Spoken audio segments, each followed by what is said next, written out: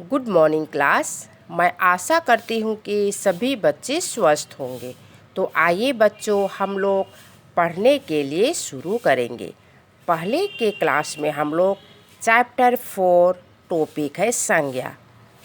हम लोग संज्ञा पढ़े और संज्ञा के भेद। संज्ञा के भेद 3 होते हैं: जातिवाचक संज्ञा, व्यक्तिवाचक संज्ञा और भाववाचक संज्ञा। तो हम लोग जातिवाचक संज्ञा और व्यक्तिवाचक संज्ञा पढ़े। आज हम लोग आगे बढ़ेंगे भाववाचक संज्ञा की ओर। आज हम लोग पढ़ेंगे भाववाचक संज्ञा। सभी बच्चे पेज नंबर ग्रामर बुक निकालेंगे और पेज नंबर 25 खोलेंगे। ग्रामर बुक के पेज नंबर 25 खोलेंगे। सभी यहाँ उंगली रखेंगे और पढ़ेंगे। जो संज्ञा शब्द मन के भाव का बोध कराता है उसे भाववाचक संज्ञा कहा जाता है। फिर से, जो संज्ञा शब्द मन के भाव का बोध कराता है उसे भाववाचक संज्ञा कहा जाता है। इसके उदाहरण हैं। सभी पेज नंबर 26 खोलेंगे। पेज नंबर 26 खोलेंगे और यहाँ ये पिक्चर सब देखेंगे। यहाँ है भाववाचक संज्ञा। भाववाचक संज्ञा के यहाँ उदाहरण है। ये क्या है? बगीचा। बगीचा यहाँ क्या लिखा हुआ है? सुंदरता या सुंदरता। या सुंदरता बगीचा का भाव को बता रहा है, सुंदरता को बता रहा है। ये है मिठाई। क्या है? मिठाई। मिठाई का भाव बता रहा है, मिठास। या मिठाई का भाव को बता रहा है, मिठास। ये है लड़कपन। ये बालक का भाव को बता रहा है। लड़कपन बालक का भाव को बता रहा है। यहाँ देखिए, ये 2 बालक हैं। ये बालक इस छोटे बालक को धक्का दे दिया और यह जमीन पर गिर गया। यहाँ लिखा हुआ है बुराई। तो यह इस बालक का भाव को बता रहा है, इसकी बुराई को बता रहा है। इस बालक में बुराई का गुण है। तो यहाँ लिखा हुआ है बुराई, इस बालक का भाव को बता रहा है। यहाँ देखिए, ये पुरुष है और ये बालिका। ये पुरुष है और ये बालिका। यहाँ ये बालिका इसे प्रणाम करती है। तो ये अच्छाई, यहाँ लिखा हुआ अच्छाई।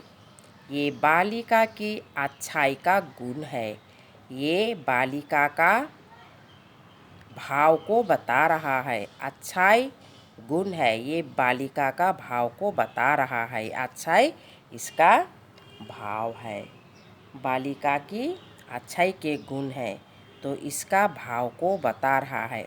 अच्छाई भाव है, इसका भाव। तो इस प्रकार हम लोग भाववाचक संज्ञा को पढ़े। और हम लोग अभी एक बार दोहराएंगे जातिवाचक संज्ञा, व्यक्तिवाचक संज्ञा और भाववाचक संज्ञा को।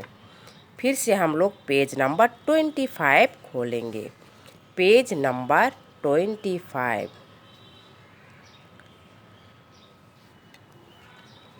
जो संज्ञा शब्द किसी जाति का बोध कराता है उसे जातिवाचक संज्ञा कहा जाता है। व्यक्तिवाचक संज्ञा। जो संज्ञा शब्द किसी विशेष व्यक्ति, वस्तु या स्थान का बोध कराता है उसे व्यक्तिवाचक संज्ञा कहा जाता है। उसके बाद भाववाचक संज्ञा। जो संज्ञा शब्द मन के भाव का बोध कराता है उसे भाववाचक संज्ञा कहा जाता है। इस प्रकार हम लोग आज संज्ञा के तीनों भेद पढ़कर समाप्त किए। फिर हम लोग आज आगे बढ़ेंगे पेज नंबर 27। पेज नंबर 27 खोलेंगे। क्वेश्चन नंबर का बोलने की बारी मौखिक कौशल का 1 नंबर बोल बोल बोल बोल कर पढ़ो और याद करो। यहाँ हिंदी से नाम है, हिंदी नाम कहीं इधर इंग्लिश में वर्ड है। ये इंग्लिश वर्ड है और ये हिंदी में लिखा गया है, हिंदी शब्द है ये। प्राणी, क्रीचर, वस्तु, थिंग, संज्ञा, नाउन, व्यक्तिवाचक संज्ञा, प्रॉपर नाउन, स्थान, प्लेस, भाव, एक्सप्रेशन, जातिवाचक संज्ञा, कॉमन नाउन, भाववाचक संज्ञा, एब्स्ट्रैक्ट नाउन। तो इसे आप लोग, ये बुक में है, इसे हिंदी का नाम और हिंदी से इसे हिंदी का इंग्लिश में नाम, हिंदी और इंग्लिश दोनों याद करके इसे प्रैक्टिस करेंगे। ये हिंदी नाम और इंग्लिश नाम दोनों याद करेंगे। फिर आगे बढ़ेंगे क्वेश्चन नंबर 2। उत्तर बताओ। का नंबर संज्ञा किसे कहते हैं? खा नंबर संज्ञा के कितने भेद होते हैं?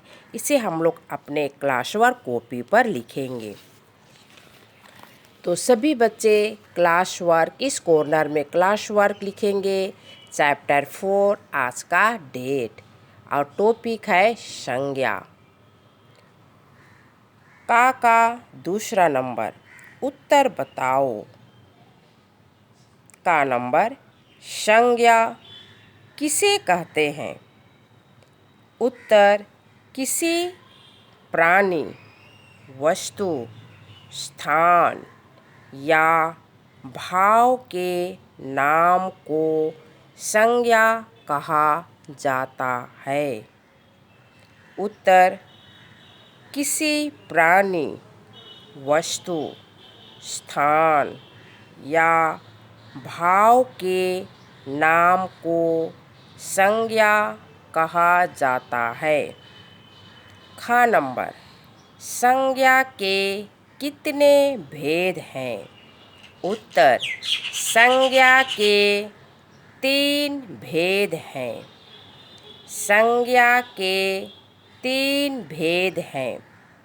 पहला जातिवाचक संज्ञा, दूसरा व्यक्तिवाचक संज्ञा, तीसरा भाववाचक संज्ञा।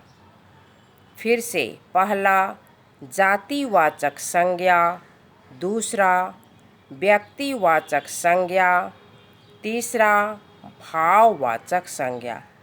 तो इसे सभी अपने क्लास वर्क कॉपी पर साफ साफ लिखेंगे और याद करेंगे। धन्यवाद।